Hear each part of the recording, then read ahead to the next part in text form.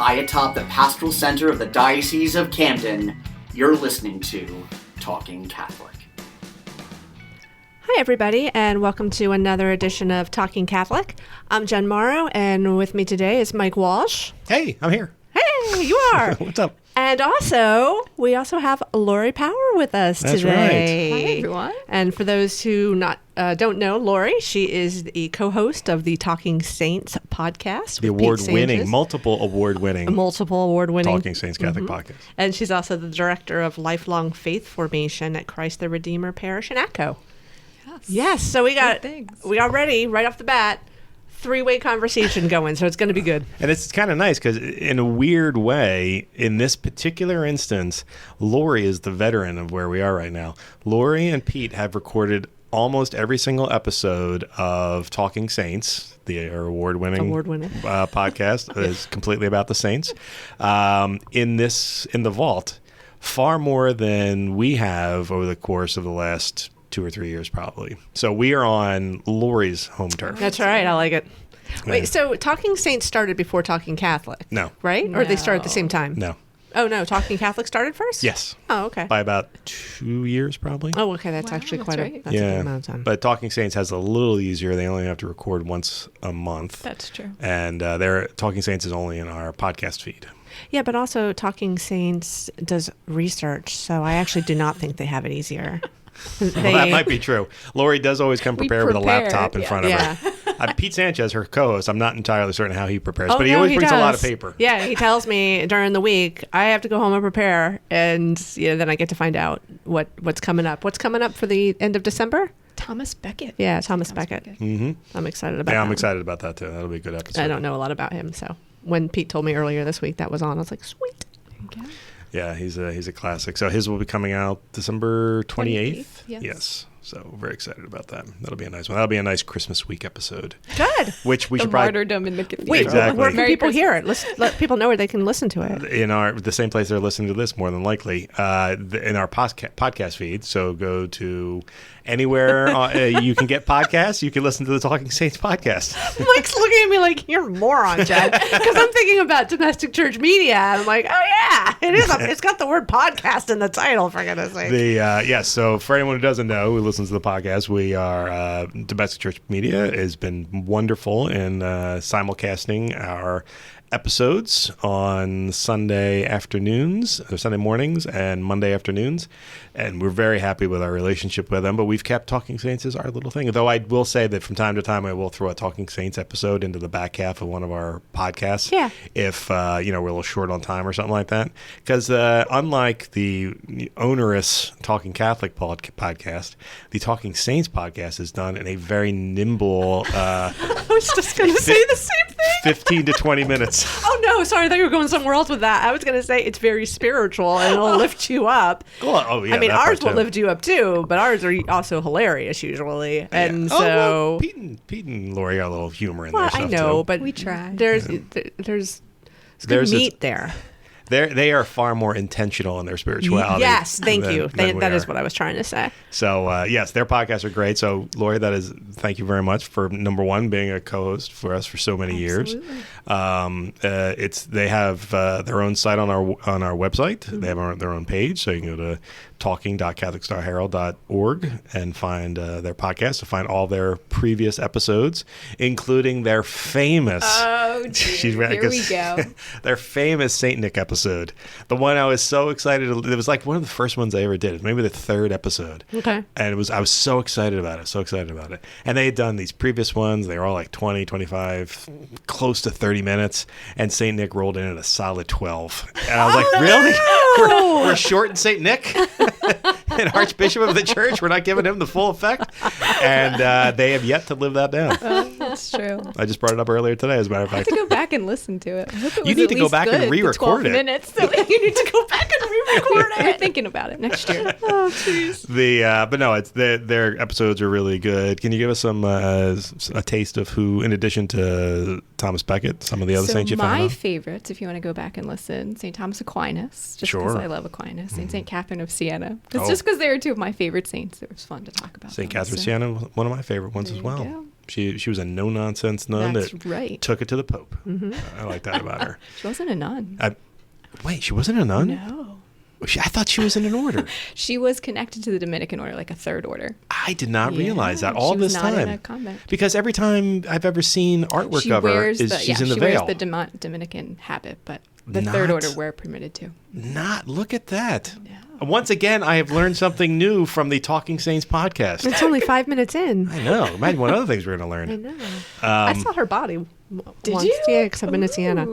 That's exciting. Yeah, it was a beautiful, beautiful church. Sure.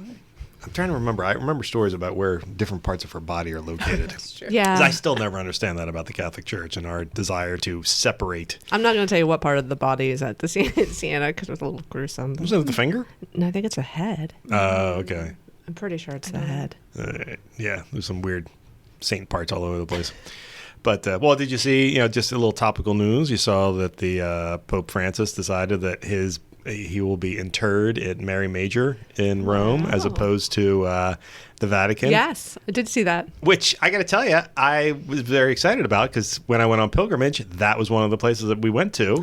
And actually the photograph that the painting that, draws him back, like he's been to the Basilica like 100 times. Yeah. I actually got a photograph. I didn't know it at the time when I took the photo, but I went back and looked. When I saw the news article, I went back and looked. It's like, oh man, I wonder if I got any pictures of that. And I do. It's from a distance, but I have a shot of it. I'm like, sweet. And he'll be the first pope to have been buried there since the 1700s, I think. That's cool. It is, and it is kind of cool because it's the 4 basilicas of Rome. I think it's 4. And it was kind of interesting to be there because it's unbelievable to look at. I mean, it's really, really impressive structure. But it's sort of in the not an industrial part of town, but it's in not necessarily the touristy side of town. It's still nice. Nothing weird about it or anything. But when you walk in, it's just, kind of a monolith church. And then you go in and you see just all the gold and the amazement there. But it was just kind of, I like the idea of there being a recent pope so that people will make pilgrimages to that. Because all the popes that were there are long dead and, no one has any personal connection to them anymore, obviously. I wonder if that's one of the reasons why he did it, since being such a man about the people. Not only a man about the people, but a man of that particular basilica. I think he went there. I think that is the reason why, to put it on the map again. And he hasn't said that, but the PR guy in me suggests that was the reason why. And I support that because it was really impressive. Yeah. Yeah. So, yeah, that was a good thing. That's a good thing. Yeah, look at that. I forget how we got on that. Oh, death. Right. Yeah, okay. Saints being buried in various places. Yeah. But yeah, so there's only a handful of popes there. But of the 240 popes, only 160 of them are in the Vatican. The rest of them are strewn around Italy. Because back in those days, they were all Italian priests. Right. So they wanted to go back from where they were. Yeah. Apparently there was.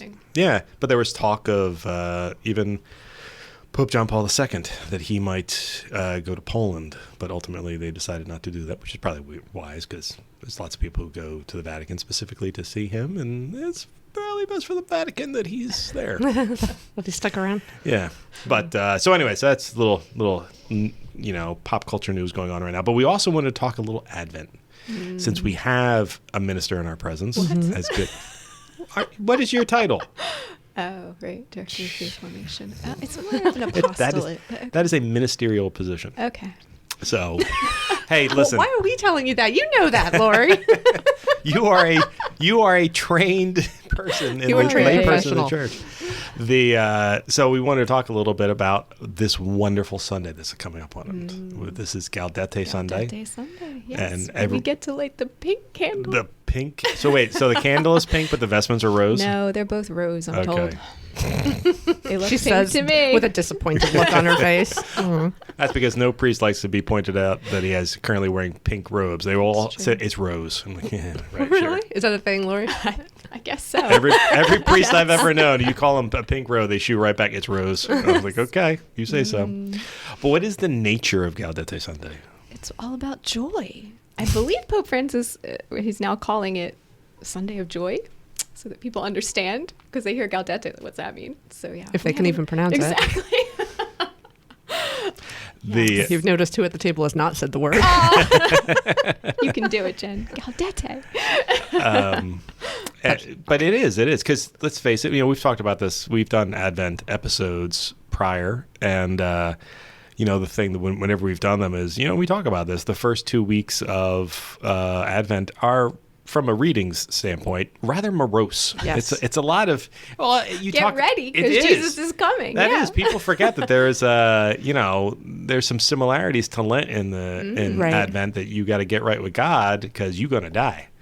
And it's a reminder. It's not only in preparation for the joyousness of the birth of Christ, but also a reminder for us to be constantly preparing ourselves for our return home. That's right.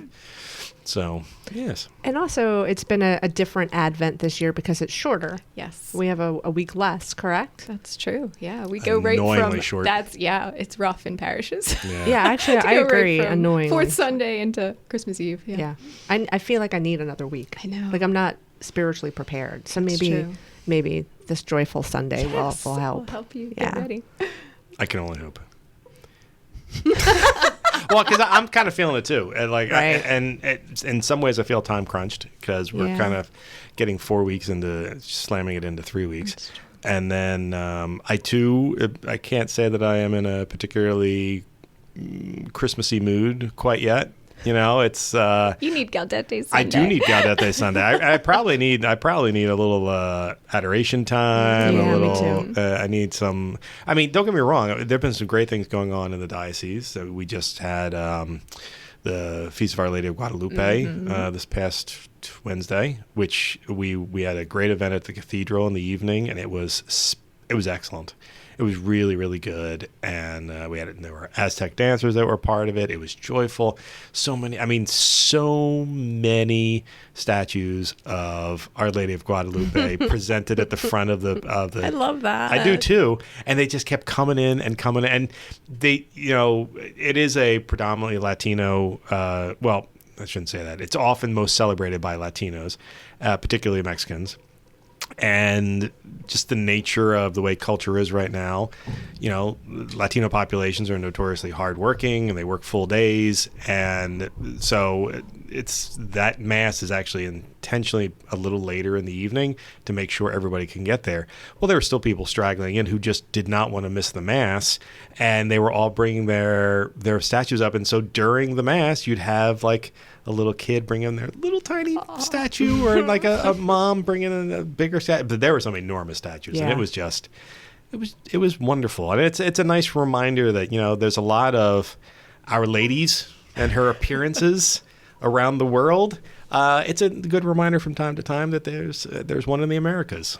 I think it's also important to note that, she's the patroness of the Americas. She is. And I believe she's a patroness of evangelization or something along those lines. So, we might just say, it's for a certain population. It's not. I mean, we all know that the Mother Mary is for all of us, under her many different appearances. Mm-hmm. But like you said, being in the Americas and especially going through the national revival right now, a Eucharistic revival, I just think it's important to remember about the evangelization and patroness of Americas. Mm-hmm. She's for everyone. She is for everyone. The tilma is incredible. I just tell people about the tilma. I learned something new. Well, I guess I knew this, but it didn't stick. The tilma maintains a temperature of 98.6 degrees all the time. Mm-hmm. Did you learn this recently in the Catholic Star Herald by any chance? No, I don't know. Was it in there? Yeah, in this latest issue of the Catholic Star Herald, which has a few pages dedicated to Our Lady of Guadalupe celebrations, there's like a fact or fiction story about there's a fact and that's one of them. So I had never heard that either. So what a coincidence that you brought it up right now, because I just learned that 2 days ago. Mm-hmm. So check it out. It's in the Catholic Star Herald. Yes. For sure. Yes, it is. Learn some facts. No, it's good. It's good. As a matter of fact, just recently, actually just this week, our own often guest, Donna Ottaviano Britt, was down. That's right. Yeah, she was there for the feast day. She was, and I can't wait to hear what it was like for her she was on pilgrimage. It was great. Mm-hmm. And she was posting photos, and she seemed like she was very excited and enjoying herself. So I can't wait till she's back indoors. She's also actually just yesterday was at a meeting at the seminary in Seton Hall. I forget what the name of the seminary is off the top. St. Andrews. Immaculate Conception. St. one Andrews? Of the two. Yeah. I forget which one she was at. Anyway, which got me to remembering, we keep saying that we're going to do stuff with the seminary up there, and we don't. So we got to make sure for 2024, we need to hold down Father Adam Chehesky, the head of vocations for the Diocese of Camden, and remind him that he must invite us to some seminary stuff with our beloved seminarians, our delightful cherubic seminarians. They are. Have you ever seen them not smile? We don't have a frowny seminarian. That's true. Anywhere. Actually, I really enjoy talking to the seminarians. Well, I want to go enjoy talking to the seminarians on their turf. Okay. So I think we need to make a couple of our own pilgrimages up there. I haven't been up there in 7 years. So. Oh. Yeah, I know. That's what I'm saying. Yeah, that's a long time. Plus, I like road trips. Of course. Of course. There you go. So back to Advent. Sorry, Mike. No problem. Well, I know we want to talk about Advent and into Christmas as well. So what do you think about, with only 3 weeks for Advent? Do you think it's been a little bit more difficult this year? It is challenging. Yeah. It's so I am reading a book for Advent. Thanks to Bishop, actually. Oh. He gave me a book as a consecration gift, the biography of Carol Houselander. Are you familiar with Carol? Oh, you guys should read it after I'm done. Okay. So I only knew of her because she wrote a book called The Rite of God, which I saw sisters passing around the convent when I was there, but I never picked it up. So I was like, oh, it must be God telling me, read this book. And it really starts, it's basically about the Virgin Mary. And that's one of the images of her, that she's like the Rite of God, that she was open to receiving the Lord. So it was a very good Advent reading, though I'm probably not going to finish it because we have such a short Advent. Even though it's thin. Both books very thin, but yeah. And this is as good a time as any to remind everyone, you do not get out of your Sunday duty. That's right. There's 2 masses you need to be at within 24 hours for the most part, depending on how your masses are going to fall. But my plan is to go to Saturday Vigil Mass. And then, I'll be on multiple Christmas Eve masses, one with Bishop, one with my family. But, 2 masses on Christmas Eve. Where is Bishop celebrating Christmas Eve? Bishop Bishop Dennis Sullivan is celebrating at 6 p.m. at St. Charles Borromeo Parish in Sicklerville. Very nice. So, on Christmas Eve? On Christmas Eve, yes. And if anybody would like to see me, I will be there as well. There will be a camera in my hand. Make sure you smile for me when I point it at you. But yeah, listeners. In other words, what Mike is saying is he will be signing autographs after the Christmas Eve Mass. Also taking complaints. Anything you need that we could be doing better as a communications podcast, a communications department, a podcast, or the diocese in general. Please don't hesitate to let me know. what Merry we've done Christmas. Merry Christmas, everybody.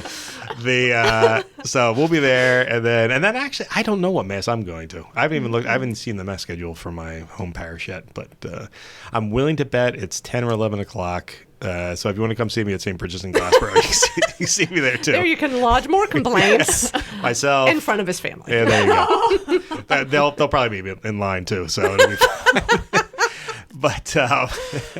But wait, you didn't ask me about my journey. Okay, well, after we're done Advent, we have one more conversation. Your journey? Yeah, I was gone all of last week, and she doesn't even remember, folks. It's the worst. Did you go? I didn't know it was a journey.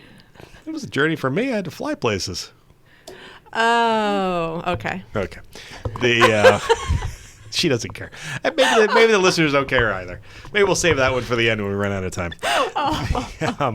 So Advent is for the 4th Sunday of Advent, you got to do them both. That's right. You can go twice on the same day if you want. That's true. But you got to hit them both. You got to hit both your Sunday requirement as well as your Christmas requirement. But that's not a bad thing. No, it's a joyful thing. That's great. Oftentimes we don't get an opportunity to spend enough time in church. Lord knows I do not. So Laurie has yet to see me at a noon mass at the Cathedral. So wow, I think that's true, Mike. You're right here. I know. I'm right across the alleyway, and it's so hard. Well, you know what? I have to blame all of my colleagues. What? They make me do work. It's the worst.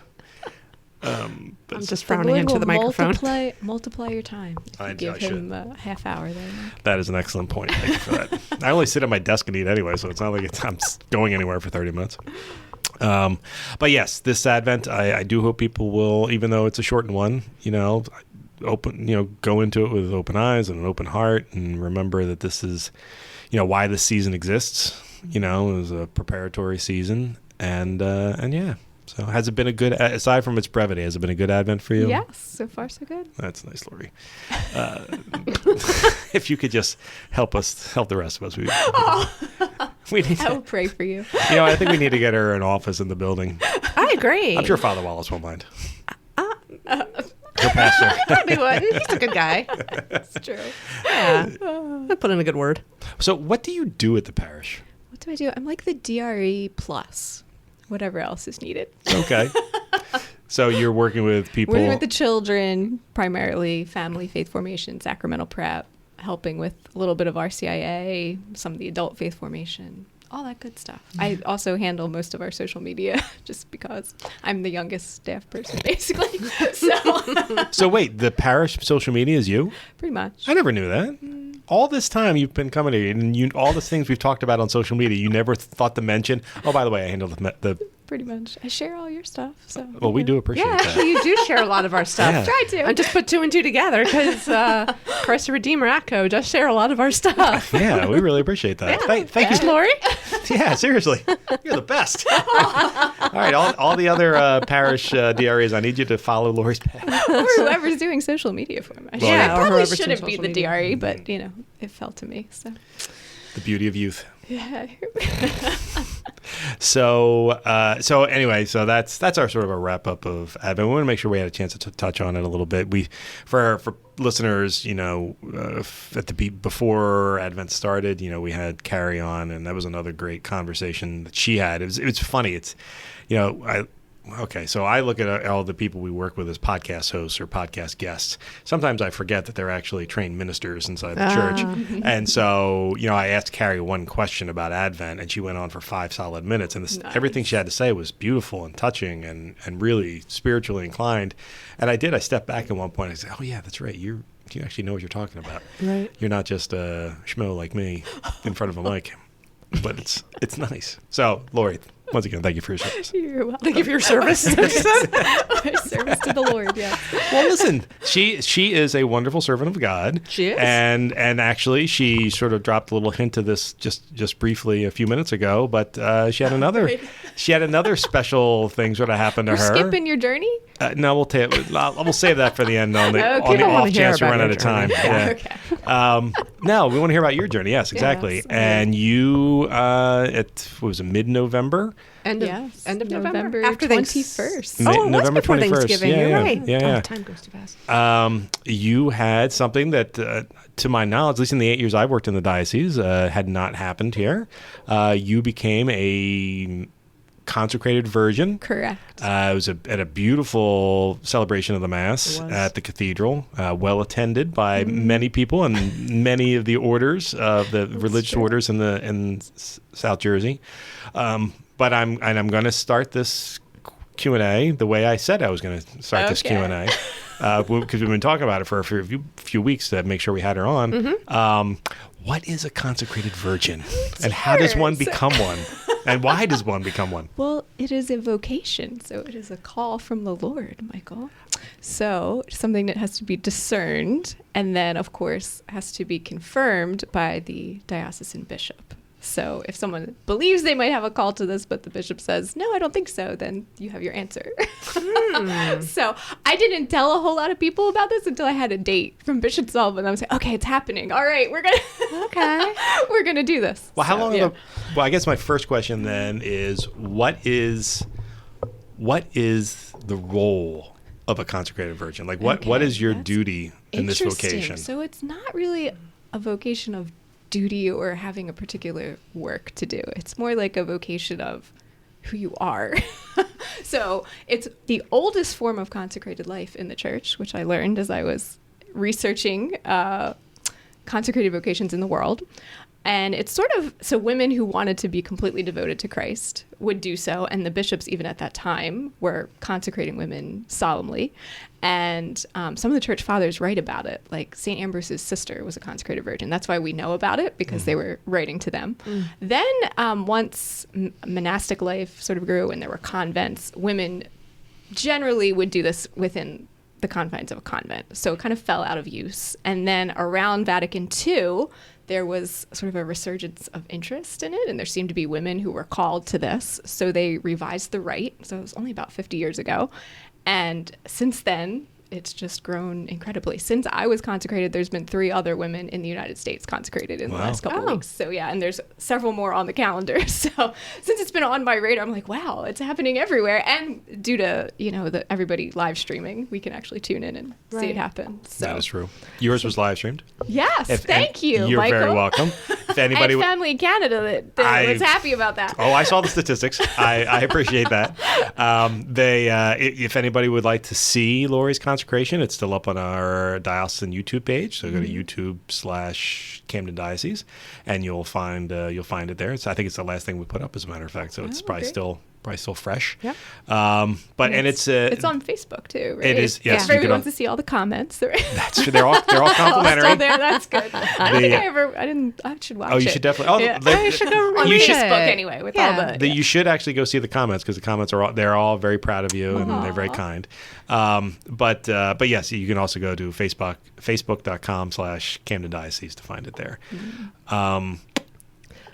So the difference between a consecrated virgin that's a good question. and a religious life. Because people, right. Yeah. So consecrated virgins would stay in their home diocese and really be connected to their local bishop. So it is the bishop that has to consecrate a virgin. Also, we would not wear a habit the way a sister would, and would not be connected to a religious community. So you really wouldn't know a consecrated virgin necessarily. The only thing that would stand out is we do wear rings, but people obviously would have to ask. They would just maybe think we're married. Right. Let's see, what else would be different? So sisters or nuns typically take vows of poverty, chastity, and obedience, and then are living them within according to the rule of whatever community they're a part of. Whereas consecrated virgins are called to obedience to the bishop, but not in this. People ask that, like, oh, can he call you now and tell you to work at another parish? I'm like, no, it's not quite like that. It's more, if I felt called to make a big change, I would need to contact him and, talk about it with him. Though I've seen other women move from sort of diocese to diocese, and if there's, if it's not flippant, then most of the time the bishops are fine with it. No, I think if I remember correctly, one of the things that Bishop Sullivan said during the Mass was, alluding to the fact that help with the spiritual needs of the diocese. Yes. And that was something I thought was really beautiful.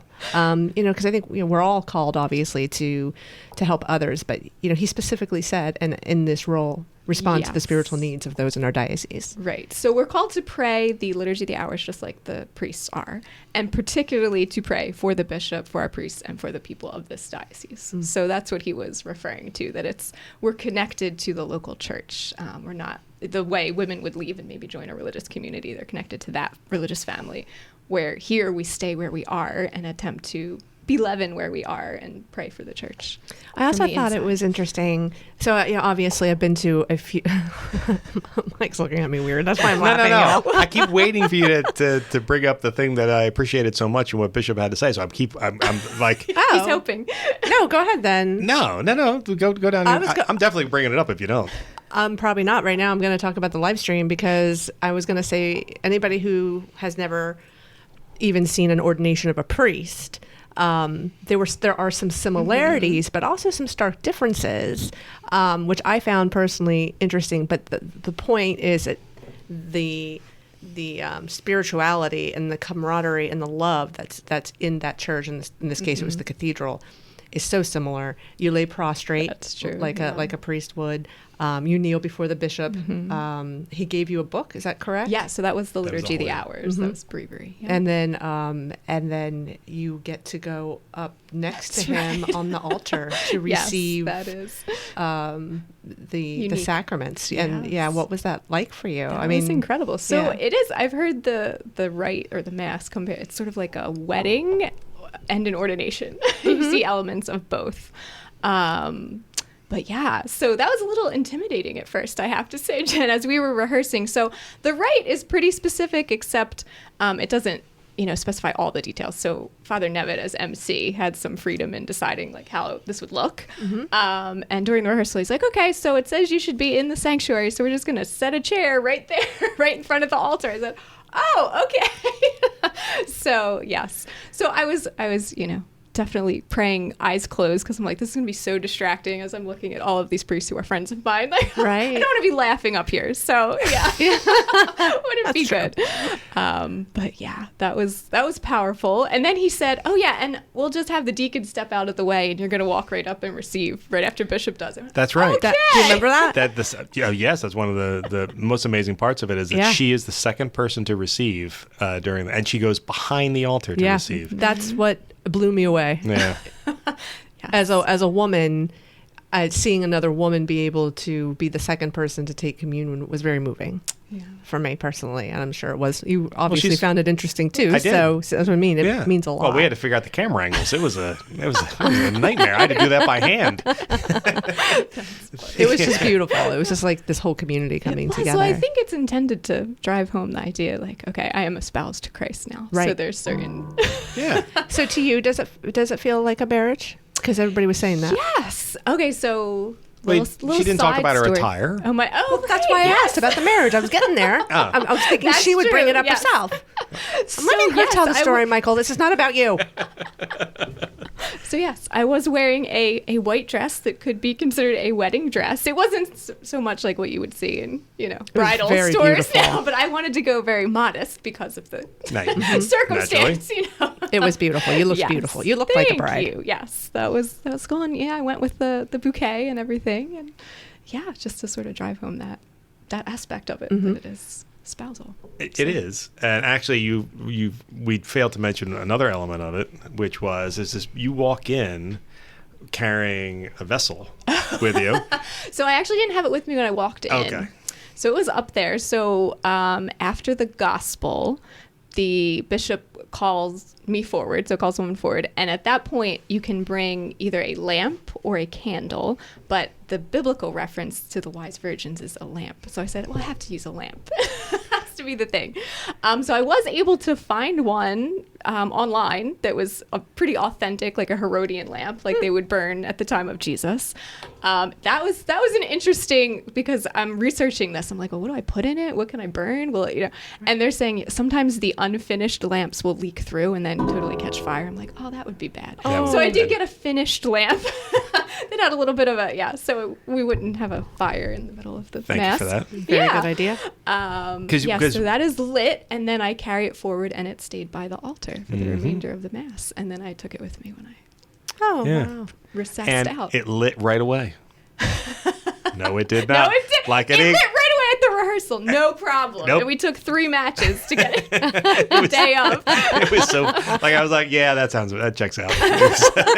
That's exactly how that goes.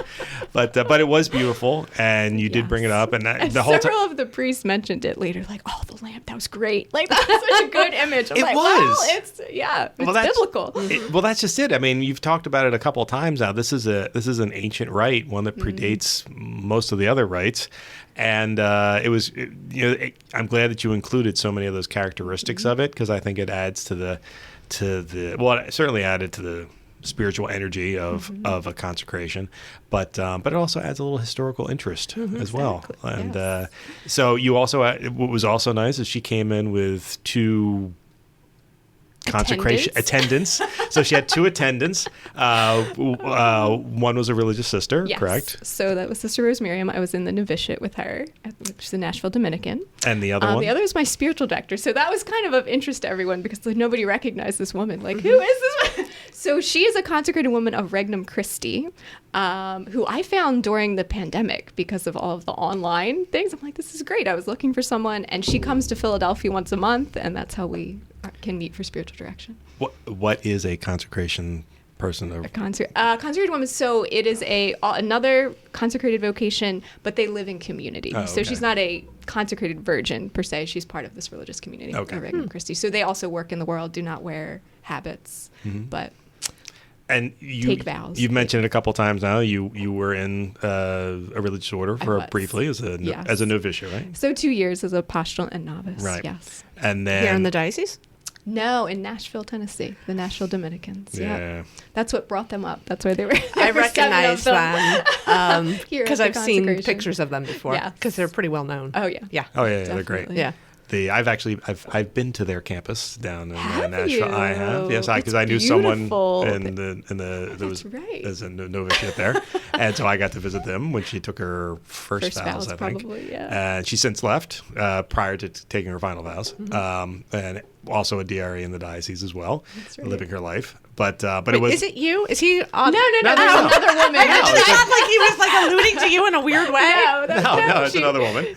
I didn't actually meet her. She left before I entered, so I didn't meet her till I came back here. I was like, oh, you were in the community But too. the Nashville Dominicans are a wonderful community, and their mother house down in Nashville is stunning. The chapel is gorgeous. Yeah, yes. it was a great place to go and visit. But it was also lovely to see just how many religious women were there all together of all sorts of different. The CFRs were there as well. Saw some Franciscans. Missionaries of the Infant Jesus. They were kind enough to host my sisters in their retreat house. So. Oh, that's nice. No, it was a very sweet. It was actually very sweet. Now, what I was alluding to in Bishop's homily, however, was that he twice referenced this, and then each time he referenced it, Laurie laughed and nodded in agreement, and I loved it. But it was I felt it was something that needed to be said, and he said it, and I appreciated that about him. And he goes, now people are going to think this is weird, and he said it twice. He hit it home twice. And I think there was a wisdom in that because it is something that most people don't know about. Now, ironically, this podcast has had another consecrated virgin on in the very early years. And we didn't really go into a lot of detail at the time because we were having her on and because she was a canon lawyer. But we reference it mildly. But the truth of the matter is, and, let's face it, I've been friends with you for quite some time now. And when I heard it, I was like, okay, that checks out, but I don't get it. And then everyone in the diocesan offices were like, Mike, did you hear? Do you know what's going on with Laurie? And I'd be like, yeah, no, I just found it. Isn't it amazing? Like, yeah. And they all said the same thing. Yeah. I don't get it. That is true. So I have to be honest. I thought the same thing too when I was, not even before I was even looking into it, but when I guess I met the same woman you're referencing or found out that she was consecrated. I'm like, that's kind of strange. And just sort of didn't give it a second thought until I was discerning like, okay, God's calling me to some form of consecrated life. And I believed in the world. And that's how I came upon this one. And since then, I found out one of my friends from Nashville who also left. She was consecrated a couple years ago, reached out to her and reconnected. So, yeah, God just put everything in place to point me towards this vocation. And I understand, yes, it is a little unusual. It is. Atypical might be the best way to put it. But so how long would you say you discerned? And what do you remember what it was that made me first? Yes. So I'd been discerning consecrated life from, let's say, 2010. I entered the community in Nashville. And then God made it very clear that I was to leave there. And then I thought, okay, I don't know. I don't know what he wants. I was just living life. The door opened to work in a parish, so that's what I did. Then I got to know the CFR sisters, and they were running Samuel Group in our diocese, as I believe they still are, in 2019. So one of the sisters said, oh, why don't you come? And I said, I'm not really discerning, and I'm older than most of the, the age range that you are inviting to this. And she's like, just come anyway. It'll be good. It'll be good for your prayer life. I said, okay. So it was really through that, I guess the second to the last gathering. Actually, that was COVID. So they did the last 3 meetings via Zoom, which is crazy. Like, God bless them figuring out how to do Zoom. None of them even, I think, own laptops, right? So they figured it out. And the last meeting was discerning a vocation and what is your heart made for? And it really hit me in that, like, is your heart made to share God's love with one particular person and a family that you would have with them, or with, you know, like all of God's people? And it was very clear to be like, oh, I think that's it. That's what I'm supposed to be doing. Because, I mean, we're all called to make a gift of ourselves in some way. And I don't think we're really settled or feel at peace until we do. So I 100% agree. Yeah. So that's why I was restless. And God made it clear. So then I was like, okay, well, the religious communities that I would have been interested, I'm probably too old to join them. And I also feel really called to stay in the diocese and continue to serve people here, to be in a parish, to be with, you know, the kids and teach. And so what are the options? So one of them is secular institutes. So I started to look into those. And the couple that I talked to, they were very, like, the women were very helpful. They're like, do you need community, or do you just want to be married to Jesus? Because if you don't need community, you probably want to look into consecrated virginity, because that's really, you know, you have that relationship where, and you live your own spirituality. You can bring different things into it. So I'm sort of a Dominican at heart, so I could keep that, you know, right, and still live that. So yeah, slowly things just narrowed down and pointed to this. And there's a U.S. Association of Consecrated Virgins, and they do a retreat for those who are interested or who are discerning. So I did that, and I'm like, okay, everything's lining up. Everything they said, it you know, resounded with my heart. I'm like, okay. So my spiritual director eventually said, all right, you need to write to the bishop now, because he's the one that will say that, you know, he'll confirm this or not. And I sent him a letter and heard from him almost right away. And he's like, come in and meet with me and we'll talk about this. And yeah, it was, so that was, I guess, 2020, maybe 2021, I forget. So the church does require a period of formation and preparation for this, because it is permanent. Yeah. You know, in like a religious community, you would make temporary vows. This is lifelong. One and done. So Right. they want to make sure that you are sure and you are definitely called to this. But Bishop felt really confident because I had some of that religious formation, and was basically, one of my friends even said, like, you're basically living this life up until now. You're just formalizing this commitment. So right. Now, is there any kind of like studying or schooling that goes into this? So usually there would be some theological study, and of course studying like the early virgin martyrs, the early consecrated virgins, and what this life is. But I had finished a theology master's degree in 2021. So he's like, okay, well, you got the theology. I think that's why maybe the preparation wasn't quite as long as it might have been for some other women, because I was coming in with a lot of the background already. Huh. So, yeah. So not that weird. I was just about to say, I was looking at you about to say, not so weird, right, Mike? Well, it isn't. It's just atypical. It's peculiar. So when you went to meet with Bishop, he was on board for this. Yeah, well, he said, you know, he would need to find a formator or someone to sort of accompany me in the preparation. So that took a little while, I guess, because we didn't really have a consecrated virgin that we could call on, because typically that's who you would get, another consecrated virgin in the diocese. So we found a religious sister, Sister Marianne McCann, who was principal when I was at Paul VI. So I'm like, okay, this is great. Already know her. Good choice. And she was great. And she's also very practical. So she's like, all right, you have to, you're going to have to be able to provide for yourself. Do you have a, retirement plan? I was like, not really. She's like, all right, let's get on it, So she covered very a lot of the advice. practical things too. Although that does beg a number of questions. You didn't have I did. I had the diocesan one. She's like, no, you need your own, there you go. 403B. So yeah. So apparently Sister McCann can give out financial advice. I will be calling her. She knew who to call. She was like, call this person in the Well, it does say, like, so we've been throwing around the term consecrated virgin a lot, but there is an addendum to that that's very important. Mm-hmm. A consecrated virgin of the world.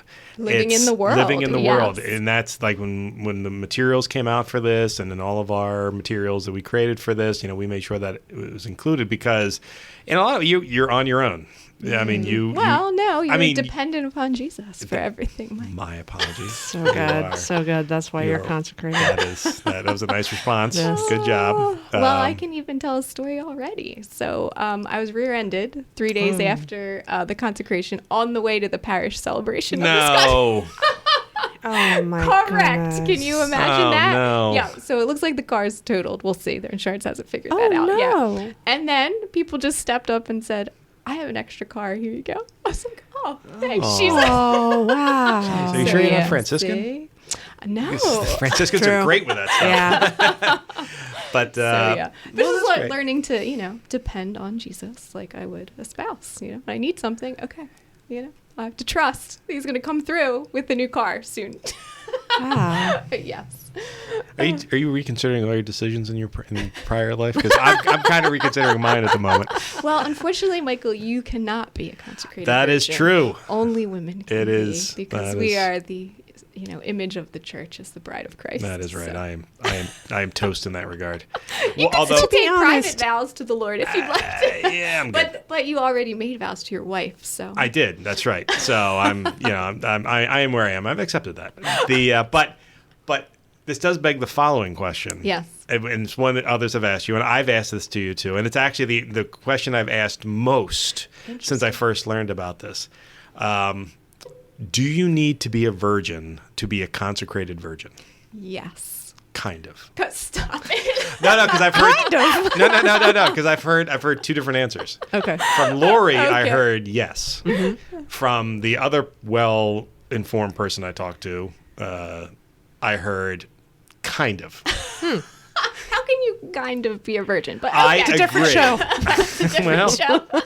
I agree with you. I understand why that person probably answered in that way, because Yes. there was a church document that came out in, I think it's 2018, very recent, that basically said, oh wait, I'll even find it for you. Hold on a second. Oh, please. It's Don't worry, we can cover. Don't worry, we can cover with See what banter while you happens look when it you up. bring prepared people to a podcast. That is what they do.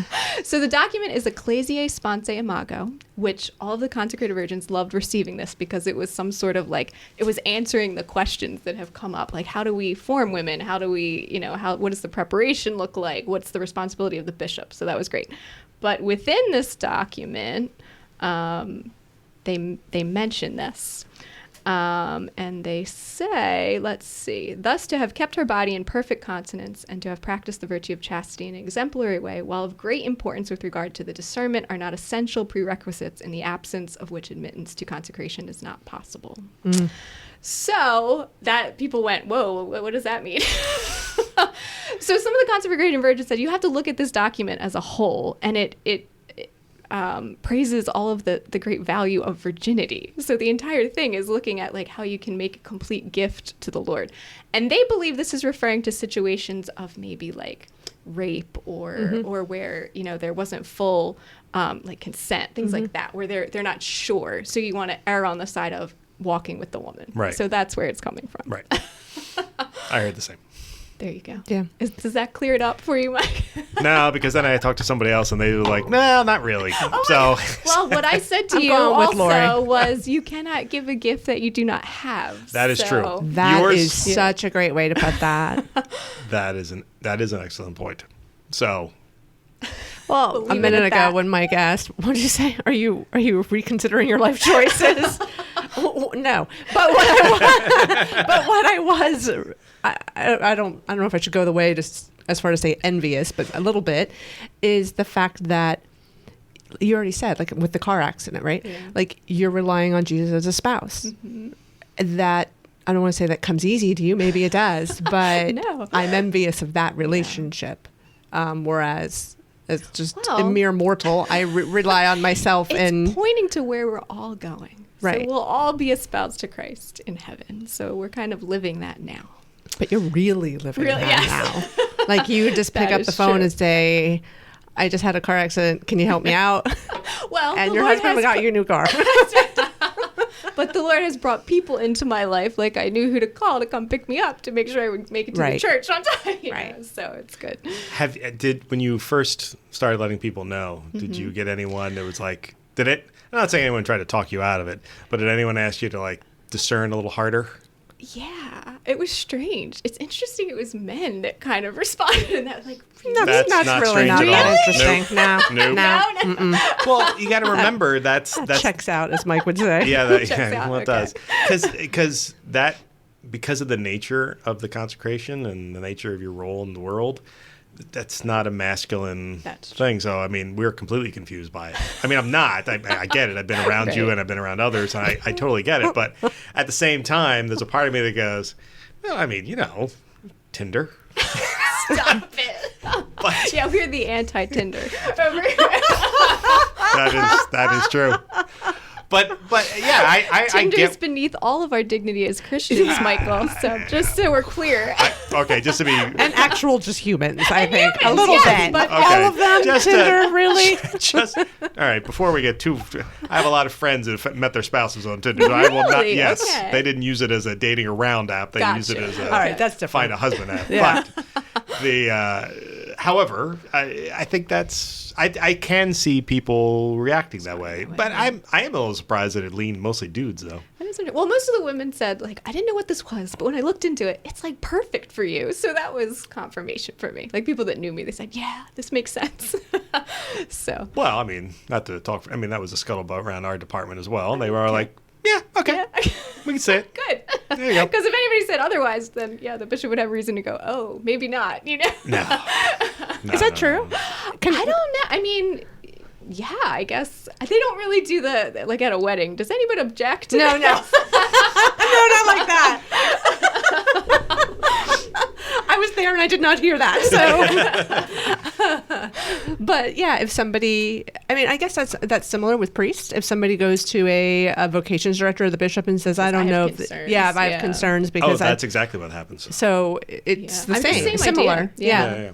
Oh, yeah. If somebody thought that Laurie was not going to be appropriate in that regard or wasn't leading an appropriate life in that regard, oh, yeah, somebody will dime her out. Yeah. And it's a public witness. It is. That's why the bishop needs to, yes. So I'm now like a publicly consecrated. Right. Yeah. I thought you meant like the witness comes forward publicly. No. I know. I went back to Scarlet Letter days or something. I don't know what happened just there. But yeah, it was a beautiful consecration. It was a beautiful mass. Very nice ring that you're wearing currently. It's very nice. So ring, veil. Beautiful photos that were taken. Yeah. Mm-hmm. You can find them on the CatholicStarHerald.org. They were beautiful photos that I'm sure almost any photographer would have been able to shoot because it was such an incredible mess. And such a lot. And it was done at the cathedral. And you look so great. And what was really nice was Bishop was really into it. I mean, I'd never seen him do something like that. He takes the ordinations very, very seriously. Yeah. And it was nice to see that he does the same with the consecration as well. I mean, he was really, his homily was much like in an ordination. Mm-hmm. Beautiful. Was all focused on you. Mm-hmm. Talked about the scriptures, but then it was really a conversation with you and a reminder to the public of what your witness means and how wonderful it was. So yeah, I was a little worried because he usually jokes with the guys he's ordaining or is a little hard on them. I'm like, oh, I don't know what he's gonna say here, but he was very kind. He was. That is true.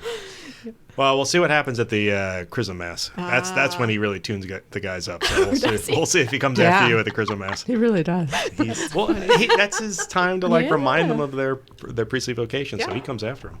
Are there any associated feast days with your new status? Do you? So I'll celebrate that I was consecrated on the memorial of the presentation of the Virgin Mary. So that will personally be a that makes a big day for me. And then any of the Virgin Martyrs. So the U.S. Association of Consecrated Virgins will generally have Vespers that we can all tune into and pray together on the big Virgin Martyr feast days. Wow. Yeah. If someone was to, where could someone find out about consecrated virginity? I think it's consecratedvirgins.org. Consecratedvirgins.org. Okay. Would be a good place to start. Sense. Or you can email me and I will be happy to redirect you to those that can help with this. I tell you, it was a great event, and we were so happy that you included us in it. And thank you for being there. Oh, no, it was our pleasure. It was live streamed. And I think a lot of people that otherwise wouldn't have even known it was happening were tuning in. So that was one of the reasons we wanted to do it, because we know not a lot of people know that the option exists for those who are... It's an evangelization. Yeah. I mean, live streaming it was evangelization for people who were curious about what that entails.